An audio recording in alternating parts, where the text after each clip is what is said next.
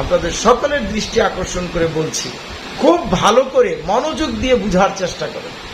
আপনি কোন দলভুক্ত হচ্ছেন, কোন পথে চলছেন, সময় থাকতে একটু হিসাব মিলিয়ে দেখা দরকার।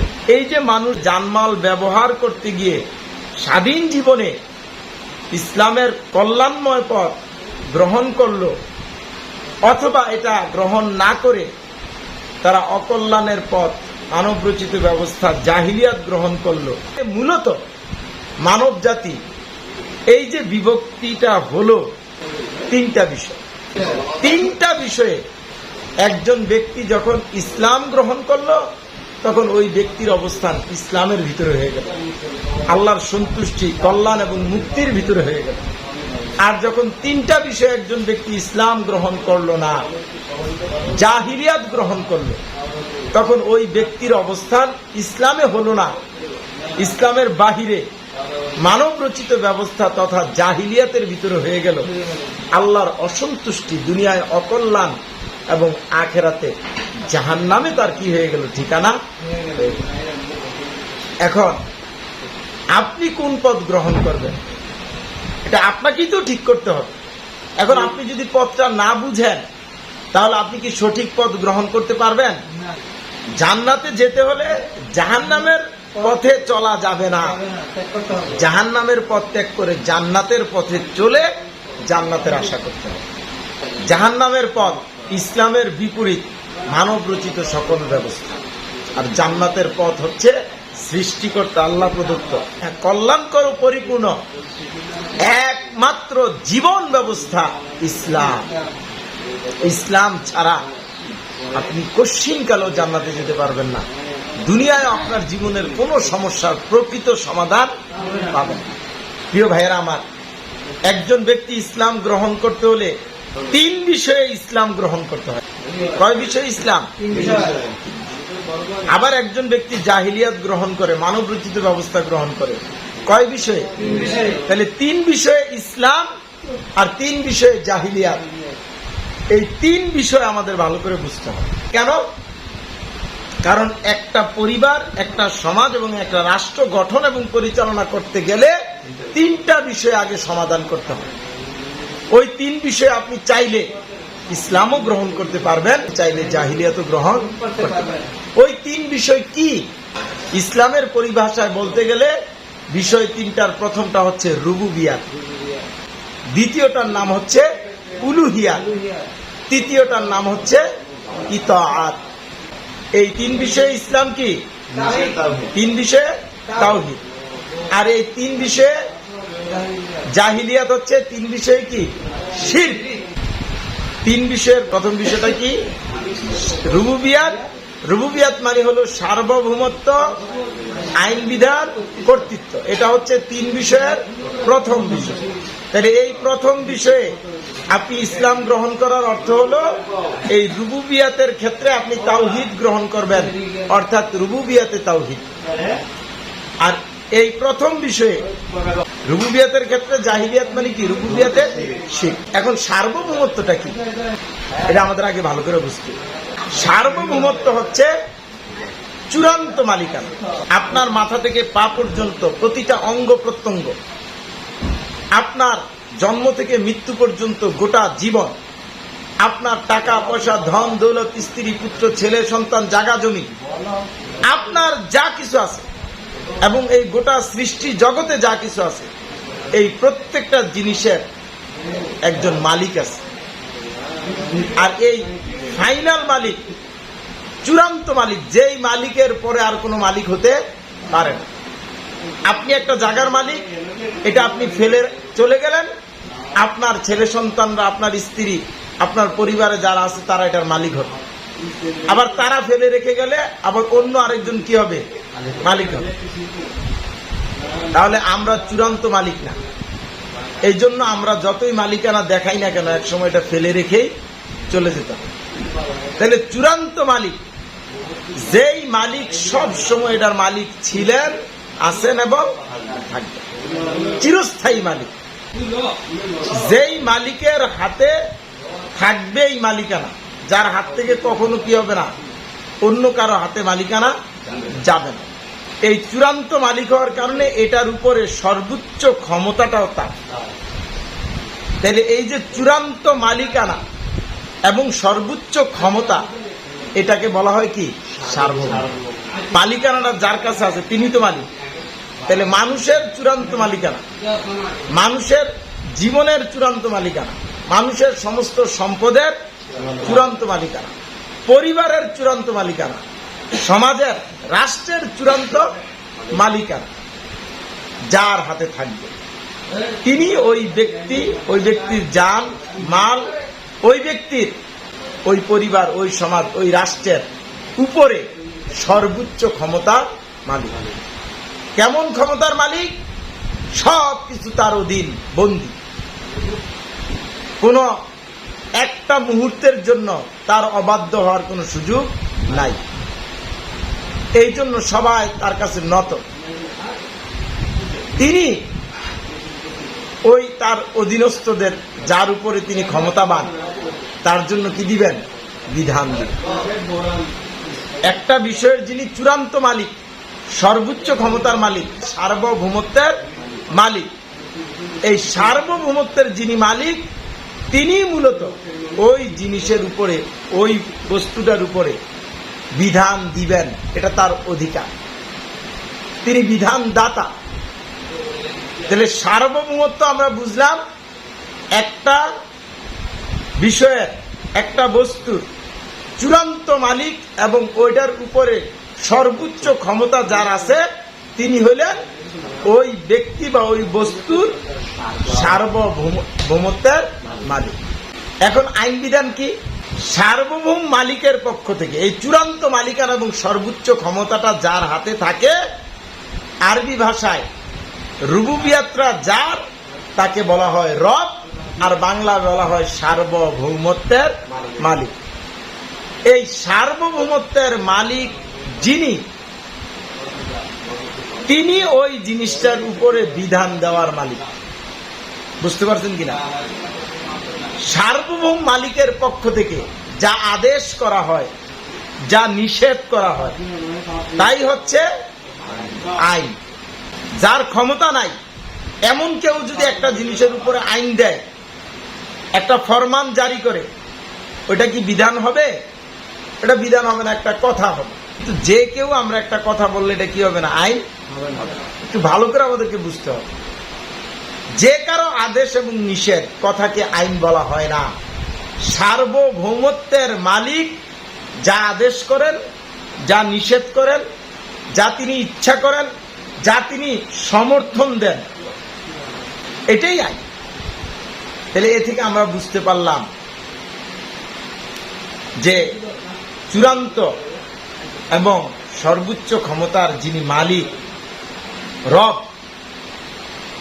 সার্বভৌমত্বের যিনি মালিক, তিনি আদেশ দাতা, তিনি কি আইন বিধান দাতা। এখন যিনি মালিক হবেন, যিনি বিধান দিবেন, তার বিধানই তো কার্যকরী হবে। মালিক মালিক হিসাবে শুধু বিধান দিলেন, আর অন্যরা তার বিধান মানলে মানুক, না মানলে নাই, পালন করলে করুক, না করলে নাই, এরকম? তিনি কি দুর্বল না সবল? তিনি কি অক্ষম না সক্ষম? তাহলে তিনি বিধান দিচ্ছেন ক্ষমতা বলে, এই বিধানকে কি করবেন? কার্যকরী করবেন। তাহলে তিনি যে আদেশ করলেন, নিষেধ করলেন, এটা হলো আইন। আর তার আইনটা যখন জাতির মানুষের উপরে, সৃষ্টির উপরে কার্যকরী হবে, তখন এটা হবে কর্তৃত্ব। এটা কি হবে? কর্তৃত্ব। তাহলে সার্বভৌমত্ব, চূড়ান্ত মালিকানা এবং সর্বোচ্চ ক্ষমতাটা যার হয়, তিনি আইন বিধান দাতা, তিনি কি শাসন কর্তা। তাহলে সার্বভৌমত্ব, আইন বিধান, কর্তৃত্বের মালিক রব একজনই। এখানে কয়েকজন হয়। সার্বভৌমত্ব, আইন বিধান, কর্তৃত্ব যার, তিনি সার্বভৌমত্ব, আইন বিধান, কর্তৃত্বের মালিক, তিনি কি রব। রব আগে ঠিক করতে হবে। কারণ যদি একটা পরিবার, একটা সমাজ, একটা রাষ্ট্রে সার্বভৌমত্ব কার ঠিক না হয়, তাহলে আইন বিধান ঠিক হবে। আর আইন বিধান ঠিক না হলে কর্তৃত্ব ঠিক হবে। তাহলে সার্বভৌমত্ব, আইন বিধান, কর্তৃত্ব যার, তিনি রব। 2 নম্বরে ইলাহ ঠিক করতে হবে। উলুহিয়াত তা কার হবে? উলুহিয়াত মানে হলো দাসত্ব, আইনের আনুগত্য, উপাসনা। সার্বভৌমত্ব যার, কথাটা ভালো করে খেয়াল করে, সার্বভৌমত্ব যার, দাসত্ব হয় তার। আইন বিধানটা যার, আনুগত্যটা হয় তার। কর্তৃত্বটা যার, উপাসনাটা হয় তার। তাইলে সার্বভৌমত্ব, আইন বিধান, কর্তৃত্বের যিনি মালিক মানে রব, দাসত্ব, আইনের আনুগত্য, উপাসনা পাওয়ার যোগ্য সত্তা মানে ইলাহ তিনি। তাহলে রব যিনি, ইলাহ তিনি। তাহলে প্রথম বিষয়ে একজন ব্যক্তি তার ব্যক্তির জন্য বা পরিবার বা সমাজ বা রাষ্ট্রের জন্য যাকে রব মানবে, অটোমেটিক তাকেই কি করবে? ইলাহ মানবে। তাহলে রব মানার ক্ষেত্রে যদি সঠিক হয় তাহলে ইলাহটা সঠিক হবে, আর রব মানার ক্ষেত্রে যদি ভুল হয় ইলাহটা ভুল হবে। 3 নাম্বার ইতাআত।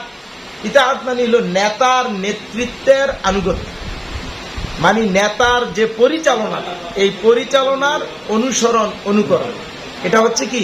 ইতাআত। আপনি যদি রব এবং ইলার ক্ষেত্রে সত্য গ্রহণ করেন, সঠিকটা গ্রহণ করেন, তাহলে আপনি যেই নেতার আনুগত্য করবেন সেটা হবে বৈধ নেতা।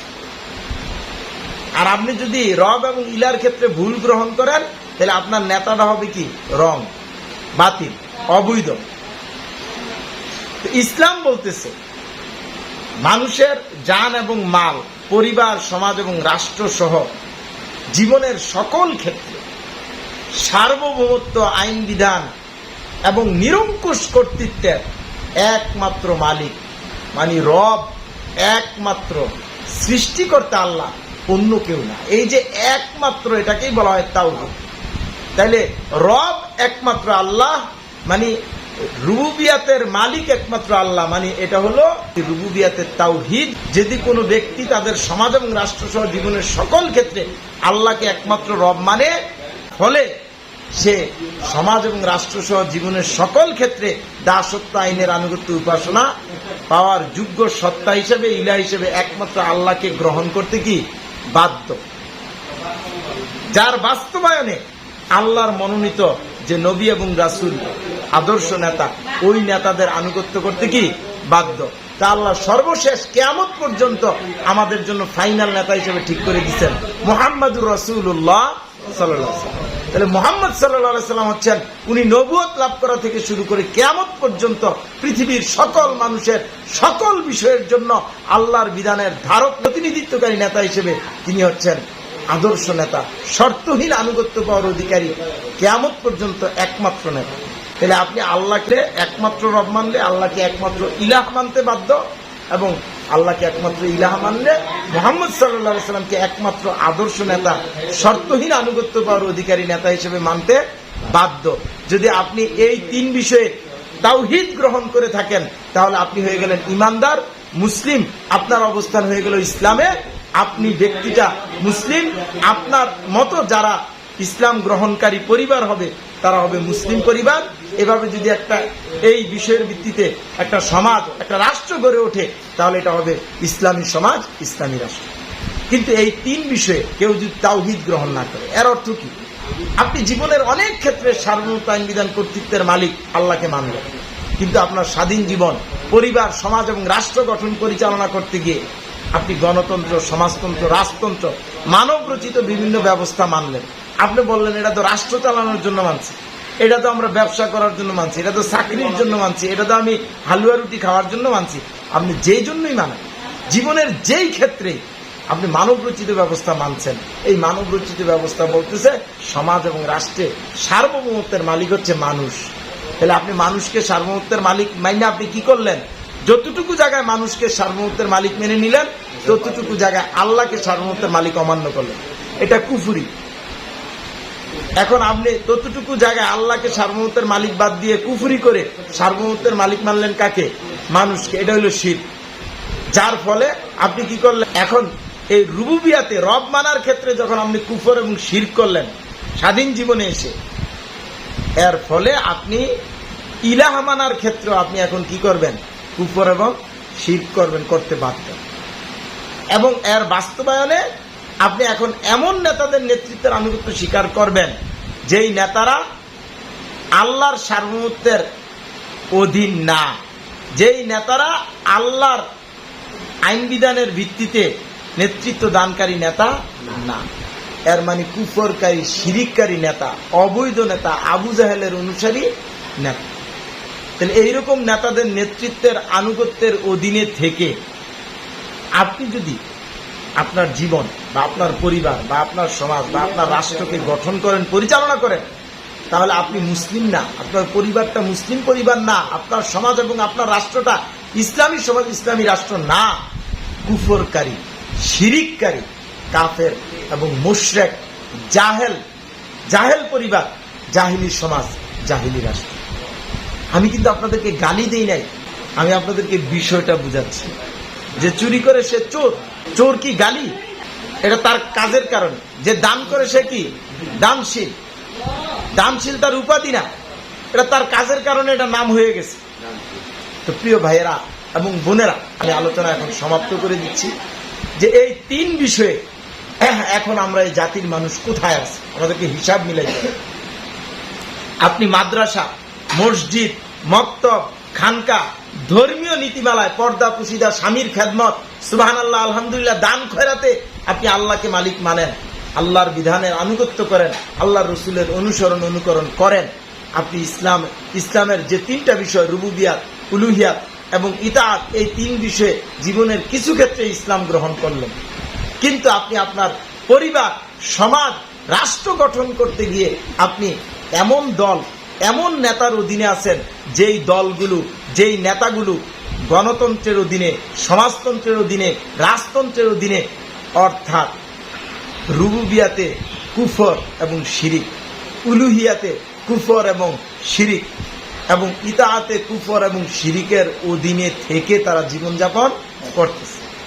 তাহলে আপনি সমাজ এবং রাষ্ট্রে ইসলাম নিলেন না, কুফর করলেন, জাহিলিয়াত নিলেন, শিরক করলেন, আপনিও তো কুফর এবং শিরিকের ভিতরে চলে গেলেন। তো কুফর এবং শিরক করলে তো কাফের এবং মুশরিক হবেনি। আমি আপনাকে কাফের মুশরিক বলছি না, কিন্তু আমি বলতেছি কুফর এবং শিরিক করে ঈমান শূন্য হয়ে আপনি তো ইসলামের ভিতরে নাই।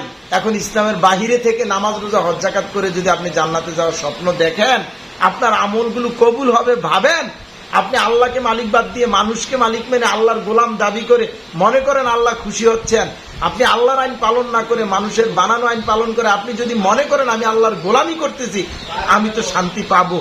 আপনি মানুষের আইনের নেতা আবু জাহেলদের অনুসরণ করে যদি মনে করেন আমি রসুলের উম্মত দাবি করতেছি, রসুলের জন্য আমি ইয়া নবী সালাম আলাইকা বলতেছি, সুরমা লাগান, তসবি লাগান, আর যদি মনে করেন আমি রসুলের উম্মত, জান্নাতে তো যাবই, সুপারিশ তো পাবো, কঠিন কালেও নয়। কারণ আপনি মৌলিক তিনটা বিষয়ে ইসলাম গ্রহণ করেন নাই, এই জন্য আপনি ইসলামের ভিতরে নাই। আপনি মৌলিক তিনটি বিষয়ে জাহিলিয়াত গ্রহণ করছেন, এই জন্য আপনি ইসলামের বাহিরে জাহিলিয়াতের ভিতরে আছেন। আর ইসলামের বাকি অনেক বিষয় আপনার ভিতরে থাকলেও আপনি মরিচিকার ধোকায় পড়ে আছেন। প্রিয় আমার পর্দার আড়ালের মা বোনেরা এবং উপস্থিত আমার ভাই এবং বাবারা, আপনাদের সকলের উদ্দেশ্যে বলছি, কুফর এবং শিরিক হচ্ছে দুনিয়ার আজাব গজব আর আখেরাতে জাহান্নামে যাওয়ার পর। তাই গণতন্ত্র সহ সকল প্রকার মানব রচিত ব্যবস্থা, কুফরি এবং শিরকি ব্যবস্থা ত্যাগ করেন, সত্যিকার ইমানদার সৎকর্মশীল হওয়ার লক্ষ্যে রুবুবিয়াতে তাওহীদ, উলুহিয়াতে তাওহীদ এবং রাসূল সাল্লাল্লাহু আলাইহি সাল্লামের নেতৃত্বের আনুগত্যে বা ইতাআতে তাওহীদ গ্রহণ করে ইমানদার মুসলিম হন এবং সত্যিকার ইমানদার নেতা ইসলামী সমাজের আমির হযরত সৈয়দ হুমায়ুন কবির সাহেবের নেতৃত্বের আনুগত্যের বায়াত গ্রহণ করে ইমানদার মুসলিমদের সাথে শামিল হন। আল্লাহর বিধান অনুযায়ী রসুলের তরিকায় নিজের সময় এবং সম্পদ ব্যয় করে সত্যিকার ইমানদার সৎকর্মশীল হওয়ার লক্ষ্যে চূড়ান্ত চেষ্টা চালান, জিহাদ করেন, তাহলে আপনি বাঁচতে পারবেন। আল্লাহ রাব্বুল আলামিন ভুল ত্রুটি ক্ষমা করে আমাদের প্রতি সন্তুষ্ট হয়ে দুনিয়ায় আমাদেরকে শান্তি দিবেন এবং আখেরাতে জাহান্নাম থেকে মুক্তি দিয়ে আমাদেরকে চিরসুখের স্থান জান্নাত প্রদান করবেন। আল্লাহ রাব্বুল আলামিন সেই লক্ষ্যে আমাদের সকলকে কবুল করুক। সকলে বলি আমিন। ওয়া মা আলাইনা ইল্লাল বালাগ।